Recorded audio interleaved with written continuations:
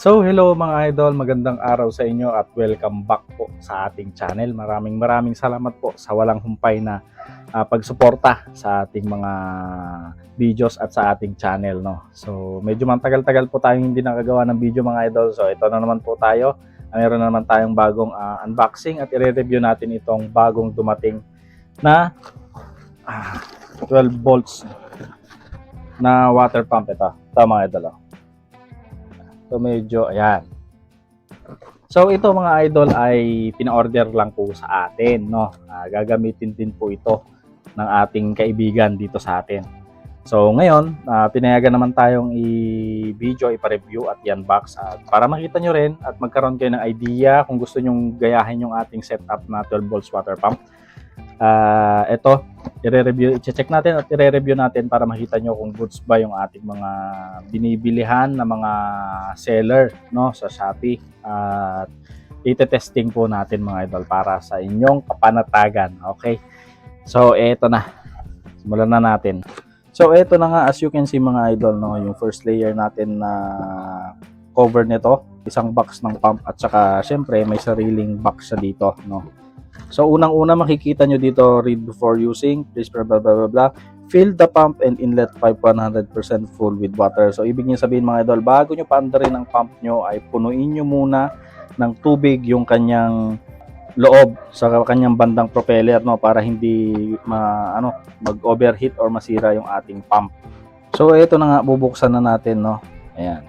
So pagkabukas natin, ang kanyang inclusions ay ano to? So ito yung kanyang foot valve na pasama. Ayan, so ito yung pupunta sa baba. Pero yung sa atin, hindi ko ginamit ito mga idol kasi plastic to. Hindi to pang matagalan. So pag mga maliliit, pwede to na setup, yung pwede nyo mahugot-hugot. Ito yung salpakan ng inyong hose, no? Yung papunta sa pump intake at saka yung outtake niya. Papasok at saka palabas. Yan, meron siyang kasamang ganyan, no? Okay. So check natin yung pump. Ayan.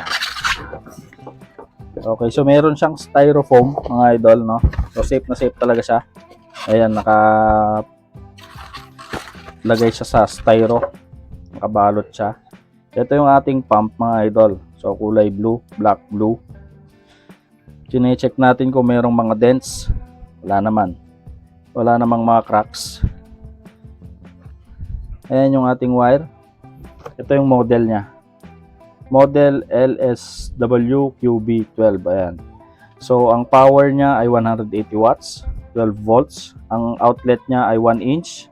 Max head niya mga idol ay 15 meters. Max flow niya ay 1.5 m.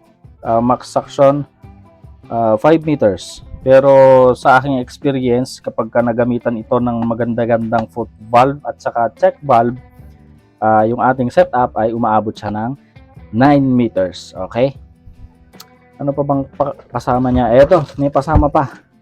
So, mayroon siyang pasamang extra na carbon brush at saka ito rubber o-ring. Ayan. So, ito kasi mga idol ay carbon brush type, hindi siya brushless. Merong mga brushless na lumabas na ito kaso mahal na. Pero kung merong ay budget ay napakasulit ng brushless. So ito mga idol, ito yung tornilyohan niya. Kapag naisalpak nyo na lahat-lahat, no, babaklasin nyo lang yan, lalagyan nyo ng tubig para bago nyo paandarin. So dapat punong-puno ng tubig ito dito sa loob nito mga idol, yung chamber niya, yung chamber ng pump. Para pagka umikot ay meron na siyang tubig. Ayan. So ito, yung dalawang to, kung medyo nagtitipid kayo, at hindi naman pang permanent setup yung gagawin nyo, pwede na to. Ayan, dito lang yan mga idol. Ayan, ayan, pag ganyan. Tapos dito yan. Ayan. So ito, papunta na sa inyong straw or papunta niya sa inyong water source, no? Ito naman ang kanyang output. Ganyan. So ito naman, kung meron kayong straw or yung kukuhanan niya ng tubig, like for example ay fish pond, maglalabas lang ng tubig, yan, pwede to sa dulo ng hose. Yan, pag ganyan, papunta sa hose. Okay? Yan, so napakasulit. Yung ating link nito mga idol, ilalagay ko po sa description. Ito, ayan yung description. Marami kasing nalilito kung asan ba yung description ng mga videos. Ito mga idol yung description. Ayan. So pipindutin nyo lang yung description at isi-see-more nyo, pindutin yung see-more or ano man nakalagay dyan para lumabas lahat yung laman ng description. Doon kasi tayo naglalagay ng ating mga links ng materials at kung anong mga materials ang nagamit sa ating mga videos. Okay? So ito na. Tara, i-testing na natin mga idol, no? Okay, so ito na mga idol, nabaklas na natin yung ating pump at ito yung bagong pump, no? So yung ating pump, ang model niya ay HNW QB12. Ayan, so parehas lang naman sila ng specs, sa model lang nagkaiba. Itong isa iba, LSW QB, no? So yung 2 letters lang naman ang nagkaiba. Ngayon mga idol ay babaklasin na natin ito, yung ating intake at saka outtake. Ayan. Meron tayo ditong, asan yung o-ring? Patay tayo dyan. Ayan. May o-ring to, no? Nag-iingat kayo sa inyong o-ring ng inyong union connector kasi may o-ring yan. Ayan, napaka-importante yan para hindi tumagas yung ating tubig. So, baklasin muna natin to at ipapalit natin dito para matesting natin bago natin ibigay kay idol yung kanyang pump, ano. So, syempre, kapag ka magre-refit kayo, ay tanggalin nyo yung kanyang dating Teflon tape at palitan po natin ng bago. Huwag po nating ilagay yung dati niyang Teflon tape kasi wala na po yun. Kapag ka ang Teflon tape kasi mga idol ay natanggal na or nabaklas na sa kanyang lalagyan, kailangan palitan natin ng bago. Siya nga pala mga idol, no, may mga nagtatanong kasi yung propeller nito.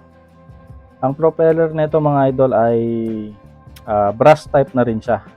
So, hindi po plastic yung propeller nito. At ito pala, mga idol, ay pundido, bakal. Bakal na pundido to mga idol. Ito naman, manipis na bakal. So, ito, plastic. Itong buong to, plastic.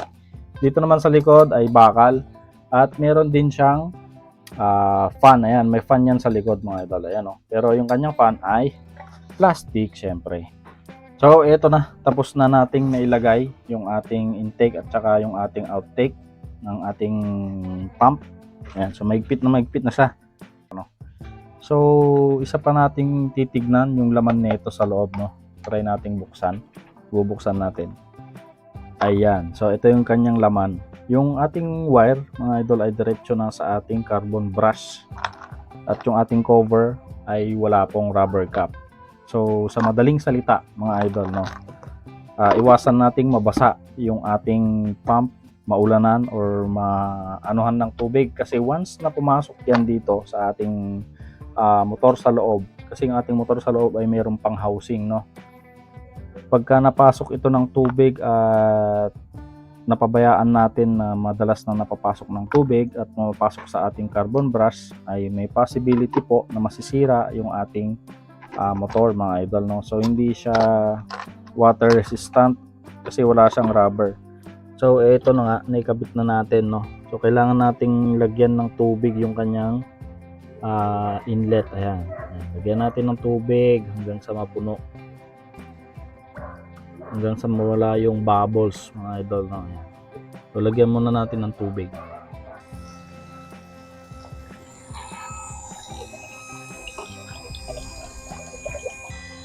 Okay, so goods na mga idol, may pressure na to.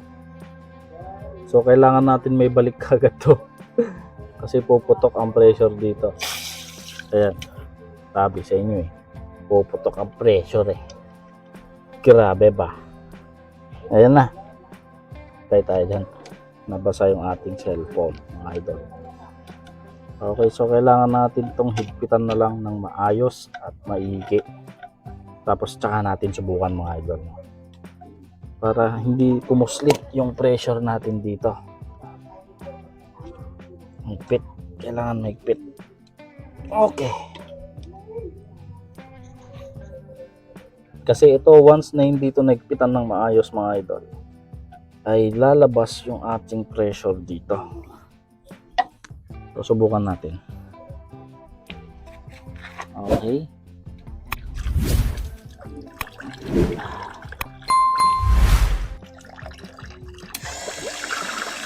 ayun na yung ating tubig. Close.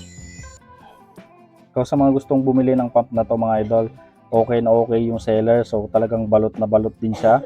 hindi kayo magkakaproblema dito, no? So wala siyang mga dents, at saka meron pa tayong extra na carbon brush. So ayan na po yung ating 12 volts pump mga idol. So happy DIY po mga idol.